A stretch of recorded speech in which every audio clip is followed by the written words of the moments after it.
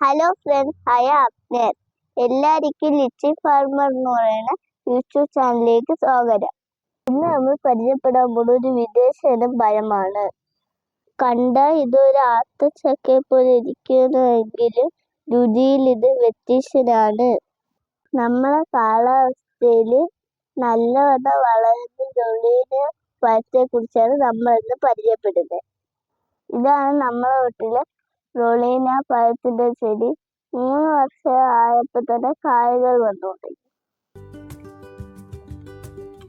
റൊളീനയുടെ ജന്മദേശം തെക്ക് അമേരിക്കയിലെ ആമസോൺ മഴക്കാടുകളാണ്. ശാസ്ത്രീയമായി റൊളീനിയ ഡിലീഷ്യസ എന്ന് വിളിക്കുന്നു. റഷീദുകാർ ഇതിനെ രജീബ എന്ന് വിളിക്കപ്പെടുന്നു. ആമസോണിൽ നിന്നും കരീബ് ദ്വീപിലേക്കും പിന്നീട് ലോകത്തിന്റെ മറ്റ് മേഖലയിലേക്കും കേരളം ഉൾപ്പെടെ ഈ പഴം എത്തിച്ചേർന്നു. ആത്തപ്പഴം, മുള്ളാത്ത എന്നിവ ഉൾപ്പെടുന്ന അനോനാസി കുടുംബത്തിലെ അംഗമാണ് റൊളീനിയ.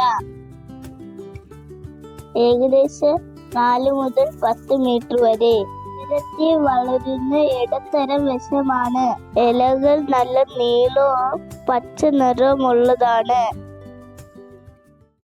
ഇത് ഏകദേശം 1 കിലോ അടുപ്പിച്ച് വേവിച്ചെടുത്ത് നമുക്കിത് റിവ്യൂ നോക്കാം.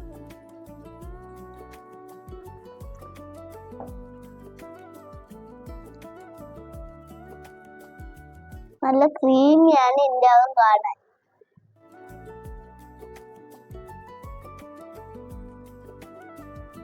ഇതിൻ്റെ അകത്ത് നല്ല ക്രീമിയും നല്ല മണവുമാണ്. ഇതിൻ്റെ അകത്ത് ചെറിയ ചെറിയ വിത്തുകളുണ്ട്.